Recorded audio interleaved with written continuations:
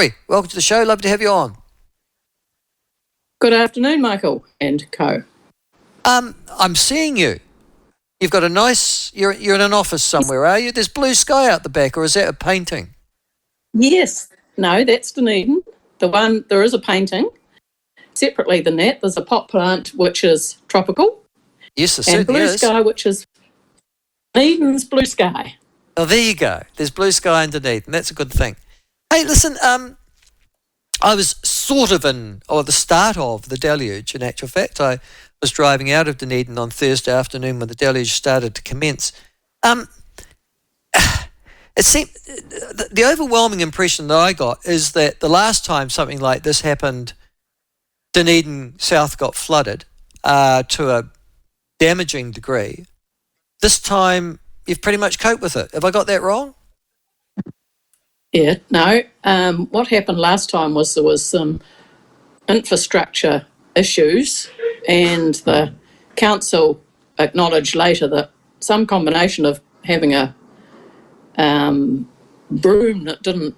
There was something about a broom involved, but it didn't disappear the water the way it should have, and the suggestion was that it was 30 centimetres higher than it might have been or whatever.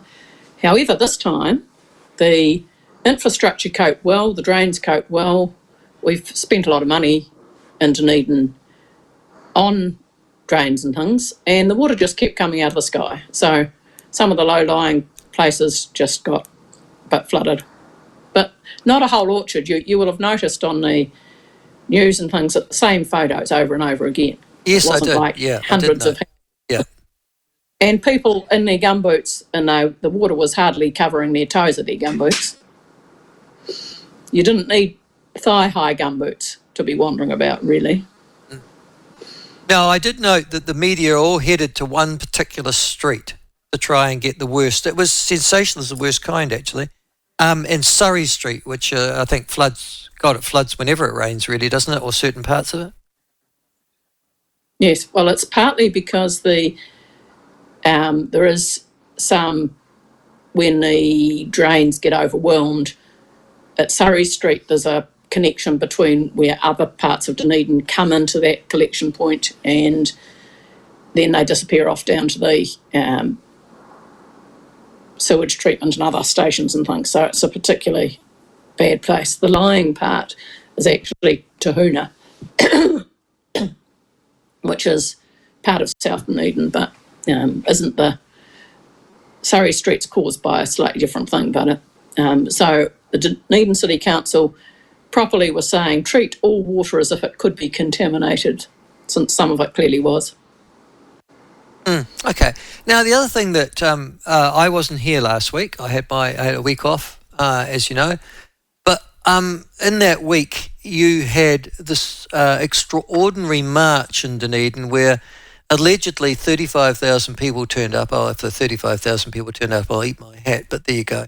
And protesting about the fact that the government weren't going to give you a gold-plated hospital, not you specifically, but Dunedin folk in particular, the cost of which they were going to cap at about $1.9 billion. And this caused outrage on the streets of Dunedin, fanned very much by your local newspaper, the Otago Daily Times, who provided even free protest material to anybody who wished to take it. Tell me, the rest of New Zealand are sort of bemused, I can say, Hilary, that a city of, 130,000, 135,000, wants a hospital that's going to cost over $2 billion, reputedly $3 billion, and seems to demand it as of right. Can you understand that level of scepticism from the rest of the country? You mistake us for people who give a toss about that, Michael.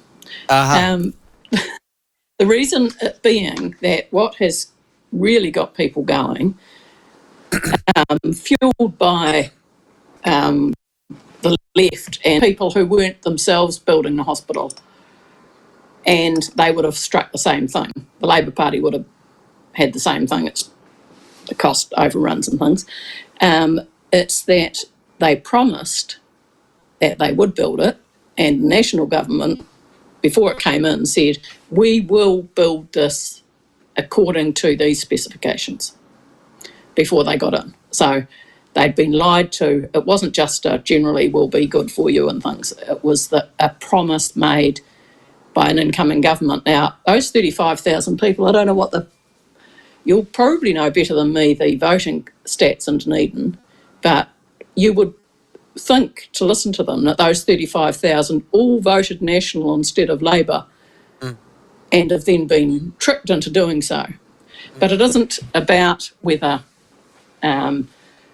we deserve it more than Manukau or someone else. It's about whether a promise was made to inveigle us to vote for the incoming government, and then they've reneged on it. Okay, so they were marching because they were upset that a promise had been made that is not going to be kept, because the promise was made when it was 2 billion, but when it got to 3, they decided that's not a good idea. Yes, we don't know whether it was 3, and because that's as soon as somebody says, I won't because it's too much. You know, there's been arguments that they've added in, for the $3 billion, they've added in a whole lot of things that weren't in the initial one, like car parks and things which weren't factored in financially into the 30-year bit. And the promise wasn't, we will try and do this. I mean, they knew that there was no money in the first place, the coalition government. So to just say, oh, cripes, there isn't any money, and it particularly doesn't impress the people of Otago, because it's not, of course, Dunedin, it's Otago, and South. No, it's not Otago. Seriously, we don't use your hospital. Well, yeah, carry on. Let's cancel that helicopter that the regional council pays. Yeah, no. But I mean, the fact of the matter is that it's an appalling service in Dunedin. You'll notice that the mayors of Central Otago and Queenstown weren't part of the march. And they weren't part of the march because we seek hospital services up here in Central, where there's a growing population. And if the money was going to be spent in Dunedin, it's money that won't be spent on hospital services where there is the growing population. Now, you've got to another issue, that when you say we have been saying hospital in this conversation, now we're saying hospital services. And what we are particularly short of in Dunedin is the services part of the hospital services. So we're just, there's a black hole where there should be services here, and if you're in Central and you could go anywhere else, you'd certainly go somewhere else. And in fact, it should be the Canterbury people who are paying money for, or Central paying money for a Canterbury helicopter to take you to Christchurch, I presume, because that might be a smarter thing. I can tell you now that most of the ACC cases in Central, and this will give you an example of how dysfunctional the service in the South Island or the Southern South Island is, but most of the ACC cases in the South Island that require surgery, they put you on a plane if you're in Central and send you to Christchurch. Well, they would, because there is no orthopaedics, for example, in Dunedin now. Really? My conversation, well, when I say no orthopaedics, the people who would be doing ACC orthopaedics in Dunedin and things, when I talked to the group practice who would be doing most of them, and I said, sending a letter saying that we're triaging them, and you know, your number might come up on the ballot, who knows, and it will be some months, and you can't even get that initial appointment for an assessment for months. When I said to them, what are you doing with ACC people? They said, just the same as I'm doing with you. Now, you can't have people on ACC sitting for, well, of course you can, because we are, for weeks at a time, months at a time, just being paid so much a week not to do anything. And you're better off in Central because you can go to Christchurch and they'll take ACC people to Christchurch. They won't take them to Dunedin, but we can't get service in Dunedin either.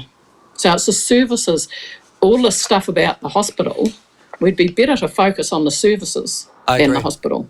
Yeah. And I had Pete Hodgson on not last week, obviously, but the week before on this. Now, Pete Hodgson was the former Labor Minister of Health, just to explain to listeners, and he was actually put in charge by Labor of this particular project between 2017 and 2023. Obviously, that role's gone now. But one of the points that he did make was exactly that, that even if you do build the hospital, you are still going to need to have the services that go with it. And that's still going to be an issue, isn't it? Yeah, and you've taken a whole lot of money. If you do what you promised in Dunedin and build the hospital, you've taken money away from the people who actually staff it. And the point I made to Duncan last week when you weren't here, Michael, was that as you sit in A&E for 23 hours, potentially, you've got plenty of time to think about whether you would prefer to sit in a nice new A&E for 23 hours. Yeah. I'm thinking that we should actually have some entertainment there. You've already got three, security people there in case somebody says something. Yeah, no, you make the point well. So I think we should run a lotto arrangement. But having said that, and you also make the point well, that the reason that there was so many people march on that march was not so much because they were being selfish. You're suggesting it was because a clear promise was made and it has been breached, yeah?